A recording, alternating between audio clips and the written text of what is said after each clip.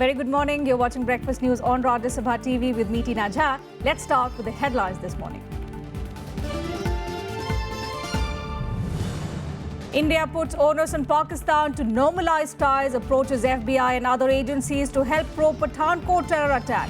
This as Pakistan alleges India staged the attack and is hiding witnesses.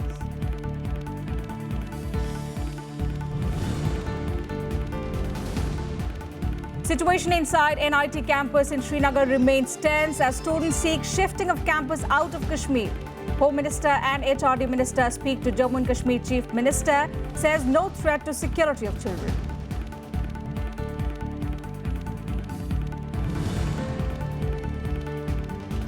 Supreme Court pulls up centre for not releasing adequate funds for Manrega to states to tackle drought. Bombay High Court slams BCCI over water wastage for IPL, suggests tournament be moved out of state, reeling under severe drought.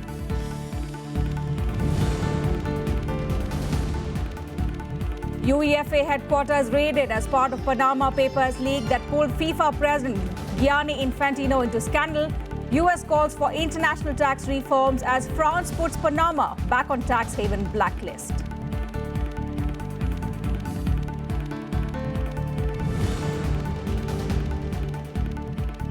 And India take on world champions Australia at the Aslan Shah Cup hockey tournament being played in Malaysia. Asian Games champion beat Japan in the opening match yesterday.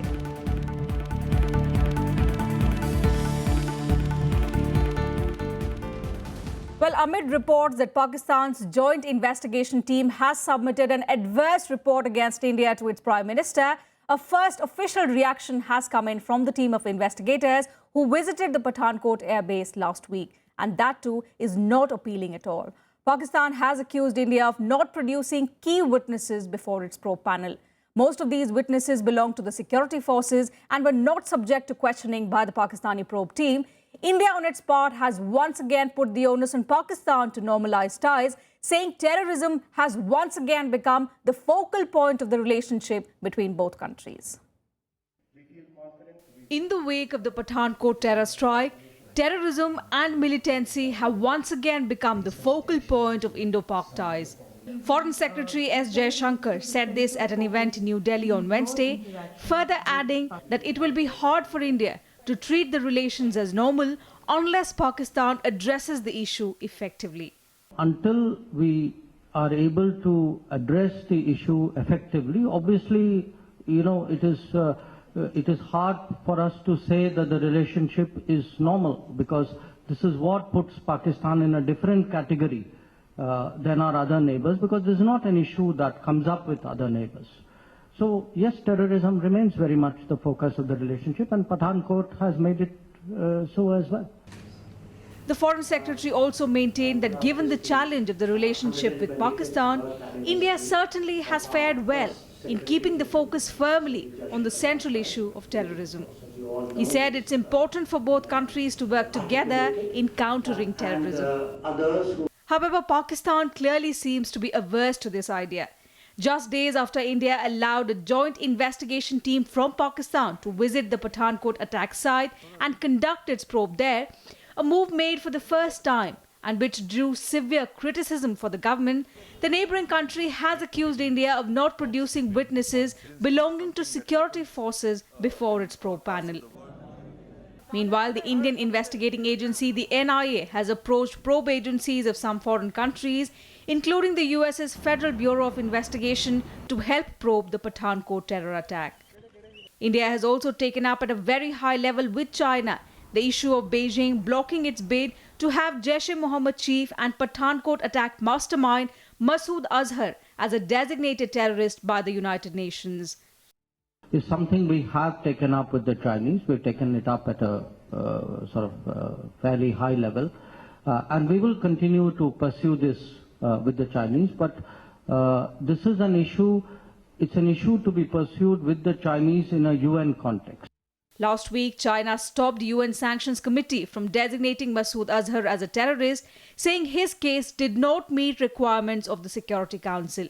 A similar move was made by China last July when it halted India's efforts at the United Nations to take action against Pakistan for the release of Mumbai terror attack mastermind Zakir Rahman Lakhvi. Bureau Report, Rajya Sabha TV. And in news from Kashmir, separatist-turned politician SAJJAD Lone has resigned from the newly formed PDP-BJP government in the state. His resignation comes a day after he was sworn in. The Chief Minister is yet to accept his resignation as she is awaiting a final word from the BJP. SAJJAD Lone was made a minister from the BJP's quota. Lone, who is the son of former separatist leader Abdul Ghani Lone, tendered his resignation to Mehbooba Mufti, apparently unhappy over the portfolio of social welfare and administrative reforms training that was given to him after being sworn in on the 4th of April. In the previous Mufti Muhammad Saeed government, Lone was allocated animal husbandry portfolio over which he had resigned but was persuaded not to press for it. Lone did not meet any of the BJP leaders and instead left Jammu for New Delhi.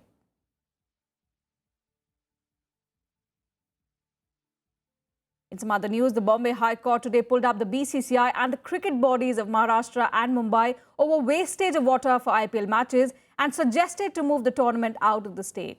Now, the court said yesterday it was a criminal wastage, knowing the situation in the state as more than half of Maharashtra villages are drought hit.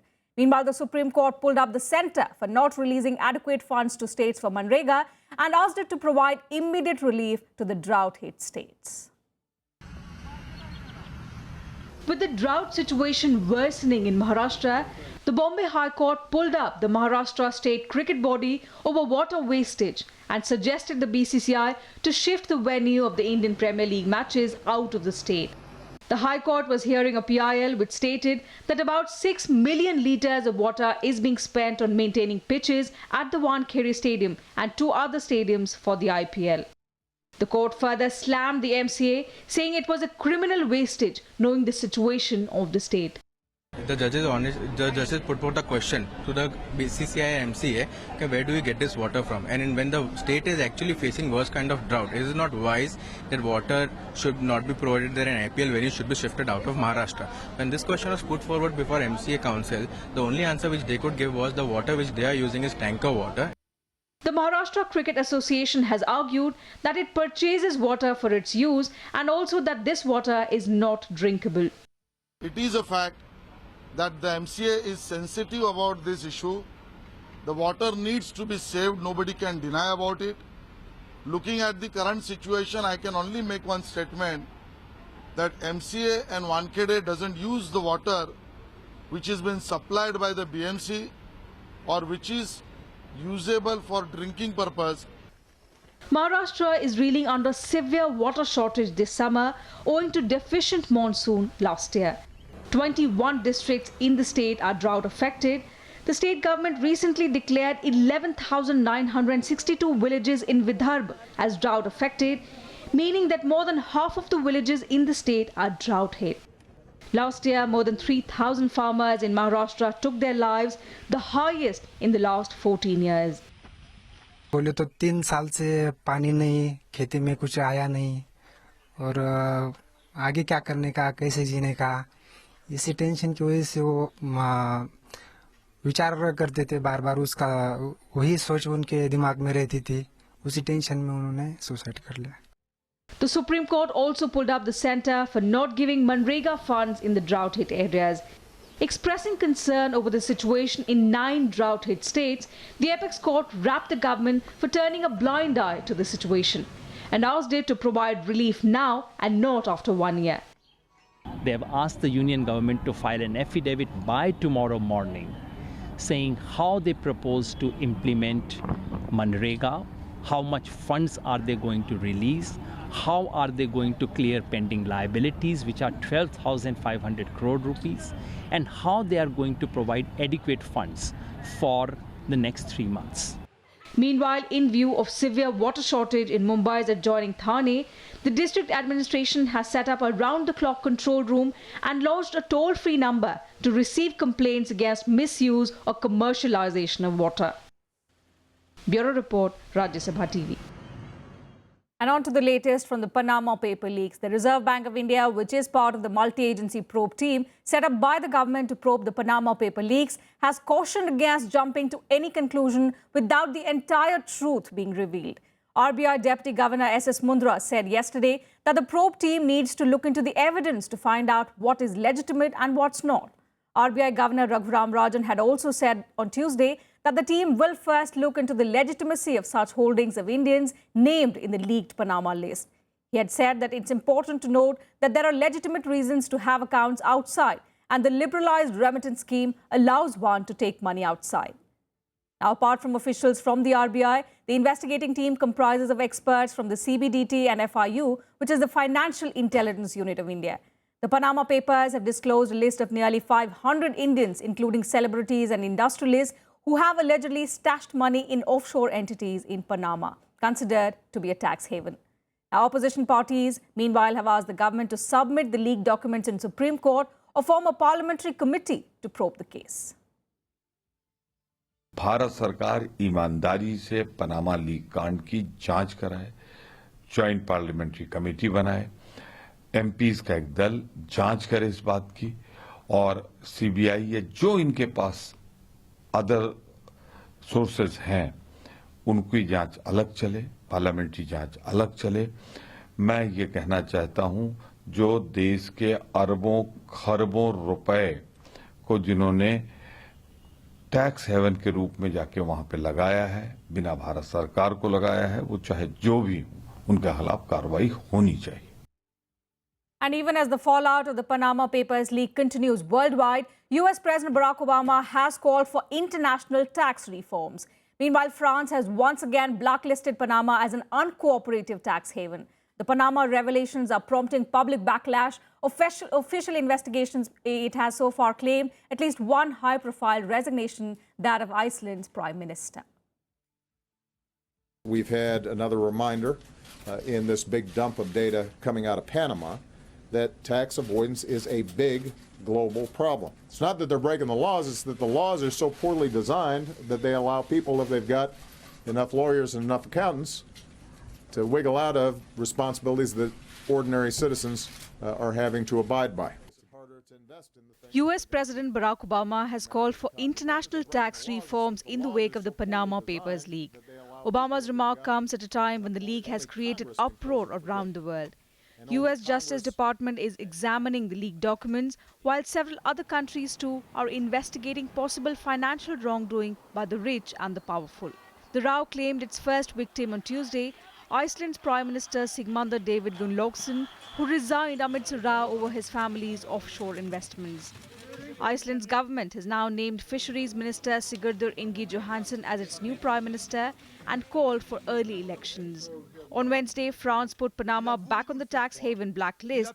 However, Panama is attempting to fight the reputation, saying it could respond with similar measures against France or any other country that follows France's lead. Capacité de respecter des grands principes internationaux. Il a voulu nous le faire croire. Il a pu obtenir ainsi qu'il ne soit plus inscrit sur la liste noire des paradis fiscaux. Ceci ne sera plus possible et la France a décidé sobre las sociedades offshore para atacar los servicios financieros del país, desconociendo abiertamente las reformas sin precedentes que está llevando a cabo el gobierno. No vamos a aceptar que se use a Panamá como chivo expiatorio de las acciones. Meanwhile, the Swiss police raided the European football body UEFA to gather information about a contract disclosed in the Panama Papers that was signed by Gianni Infantino. Meanwhile, the Panamanian law firm that is at the center of the data leak says it was victim of a hack. Denying the leak was an insider's job, Mossack Fonseca has filed a complaint with the Panamanian Attorney General's office. Fuera de contexto. Por ejemplo, el de Brasil es un correo del 2005 y creo que era que estábamos mudándonos al sistema digital en aquel momento. Estábamos mudando al sistema digital y ellos tenían un montón de papeles en la oficina y alguien dijo que había que 11 million documents held by Mossack Fonseca were passed to a German newspaper, which then shared them with the International Consortium of Investigative Journalists. These documents show how the company has helped clients launder money, dodge sanctions, and also evade taxes. Bureau Report, Rajya Sabha TV. With that, we'll take a short break here on Breakfast News. More updates on the other side. Do stay with us.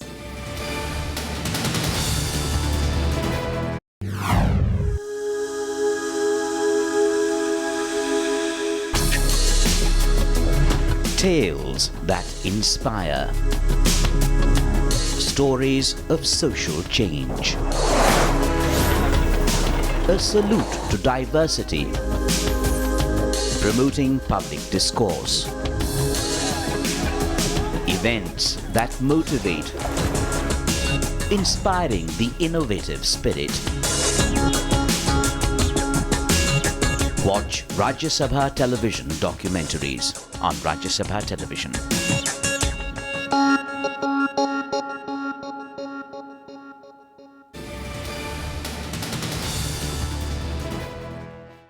Thanks for staying with us on Breakfast News. Now, the situation at the NIT campus in Srinagar continues to be tense, with CRPF deployed there following police lathi charge on the students. The students who met the visiting HRD team have said they do not feel safe inside the campus. They're also demanding a shifting of the campus out of Kashmir.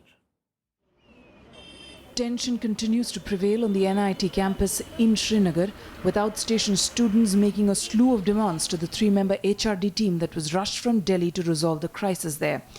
The students expressed a sense of insecurity at the campus of the prestigious Engineering Institute. Home Minister Rajnath Singh and HRD Minister Smriti Irani spoke to Jammu and Kashmir Chief Minister Mehbooba Mufti, who assured security to all students. मैंने वहाँ के मुख्यमंत्री महबूबा जी से बात किया और उन्होंने पूरी स्थिति का जायजा लेने के बाद और वहाँ आवश्यक जो भी निर्देश देने चाहिए सारे स्टूडेंट्स को सिक्योरिटी प्रोवाइड करने के लिए ये सब निर्देश देने के बाद उन्होंने फिर से मुझे टेलीफोन करके अवगत कराया कि नहीं हम सभी बच्चों को पूरी तरह से सुरक्षित रखेंगे, चिंता की कोई बात नहीं है। मैंने स्वयं महबूबा मुफ्ती जी से बात की है। उन्होंने न सिर्फ इस बात से मुझे आश्वस्त करवाया है कि विद्यार्थी वहाँ सुरक्षित हैं, बल्कि साथ ही डिवीजन लेवल पर वहाँ पर उन्होंने इंक्वायरी भी शुरू की कि इस प्रकार की घटना वहाँ कैसे हुई।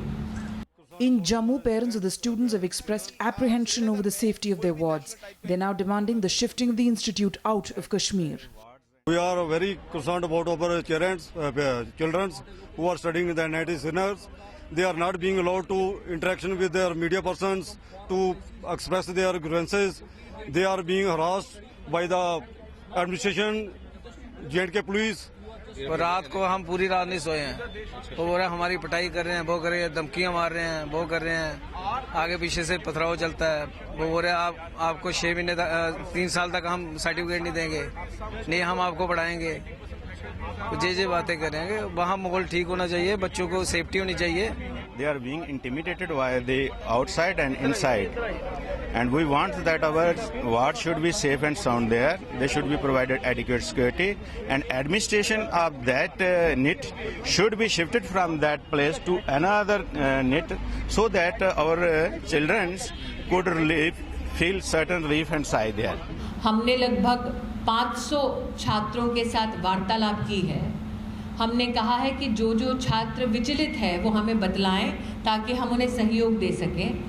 छात्रों ने मार्किंग को लेकर, मार्कशीट्स को लेकर कोई भी एप्रीहेंशन प्रस्तुत नहीं की।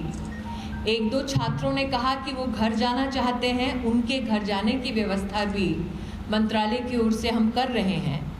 11 तारीख से वहाँ एग्ज़ाम्स हैं। जब तक एग्ज़ाम्स पूरे नहीं होंगे तब तक भारत सरकार के मेरे विभाग के अफसर वहाँ पर मौजूद रहेंगे। The situation on the campus that was tense after clashes following India's World T20 exit worsened after police lathi charged students who were trying to leave the campus. Many students were injured in police action.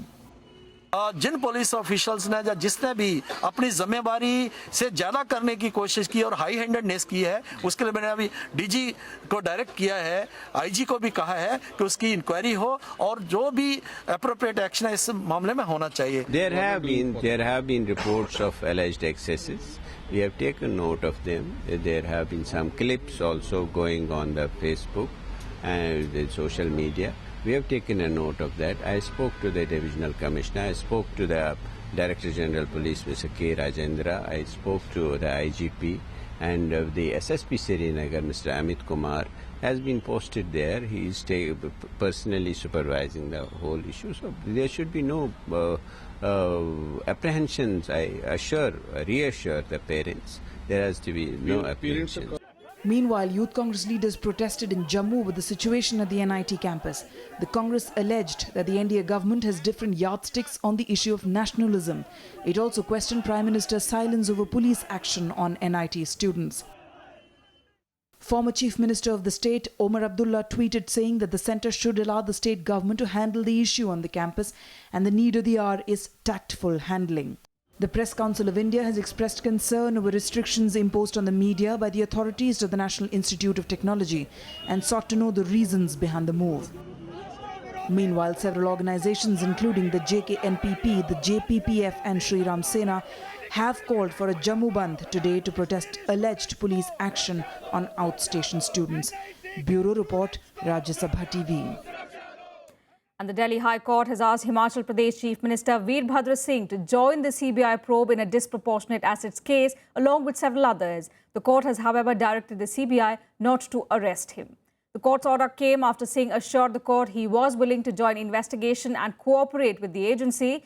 The CBI had told the court that Veerbhadra Singh was not cooperating in the probe.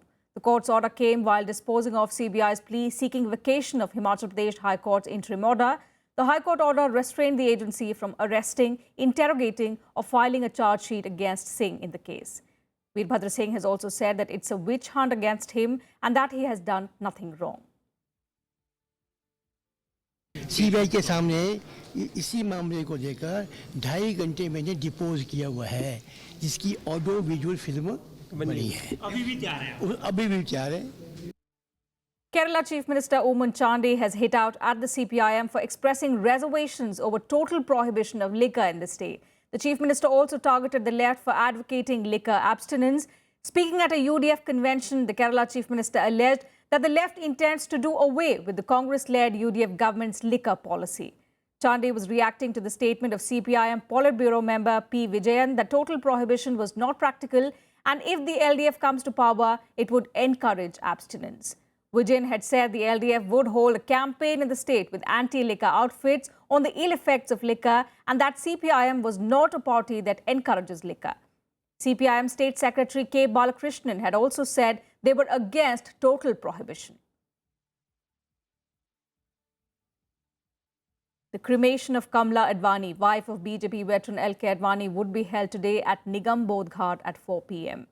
Family sources have said that the cremation procession would start from the Prithviraj Road residence of the former Deputy Prime Minister at 3 p.m. and would proceed for the Nigam Bodh Ghat. Kamla Advani died yesterday evening at the AIIMS following cardiac arrest. President Pranab Mukherjee and Vice President Mohammad Hamid Ansari have condoled her demise. Prime Minister Narendra Modi also visited Advani's residence last evening. He said he is pained by her death. Several other leaders also joined in expressing their condolences.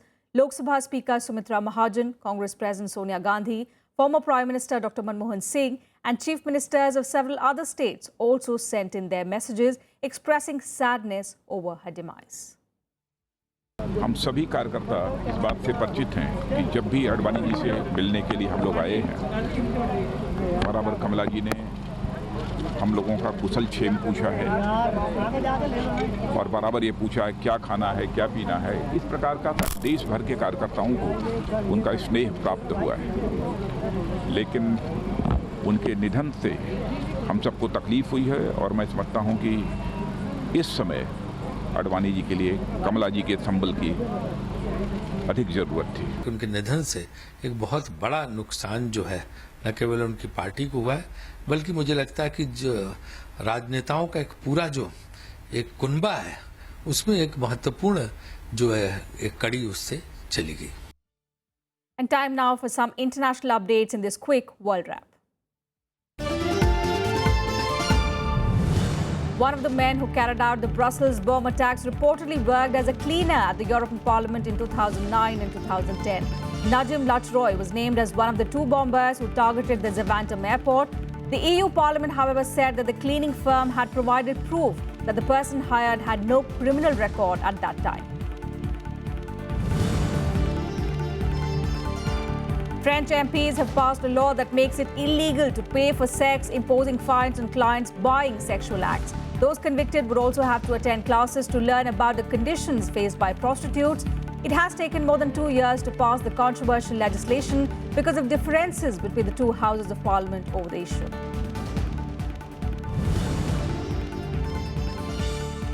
Russian President Vladimir Putin has announced the creation of a new National Guard. The force will be formed of Interior Ministry troops to fight terrorism and organized crime. He also announced that Russia's Drug Control Agency and Federal Migration Service would become part of the Interior Ministry's remit. And on to sports news now. India defeated Japan in the opening match of the Sultan Azlan Shah Cup hockey tournament in Malaysia yesterday. India came from a goal behind to register a 2-1 victory. Japan took the early lead as Kenji Kitazato scored in the second quarter to make the scoreline 1-0. However, it was short-lived after Harmanpreet Singh sounded the board to make it 1-1 before half-time. In the third quarter, India took the lead from captain Sardar Singh's goal in the 31st minute to make the scoreline 2-1. And that maintained the lead till the end.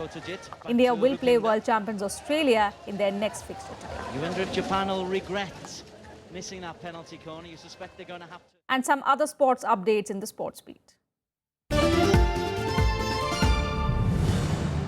Indian ace shuttlers Saina Nehwal and PV Sandhu have progressed to the second round of Malaysia Open. In the opening round, third seed Saina defeated Thailand's Nitya Jindapol 21-16, 21-7, while Sindhu beat China's Bing Jiao He 21-16, 21-17 in the other match. Spanish giants Real Madrid suffered a shock 2-0 defeat against Wolfsburg in the first leg of the quarter-final tie of the Champions League. Ricardo Rodriguez penalty in the 18th minute and Maximilian Arnold's strike in the 25th stunned the visitors as they suffered their first defeat in the tournament this season. The return leg will be played in Madrid on the 12th of April.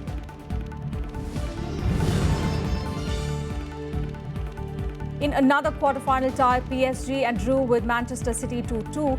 Kevin De Bruyne gave City the lead, but Zlatan Ibrahimovic and Adrian Rabiot scored for the hosts to put them ahead. However, Fernandinho's deflected goal earned Manchester City a draw and two crucial away goals. City will host PSG in the return leg next Tuesday.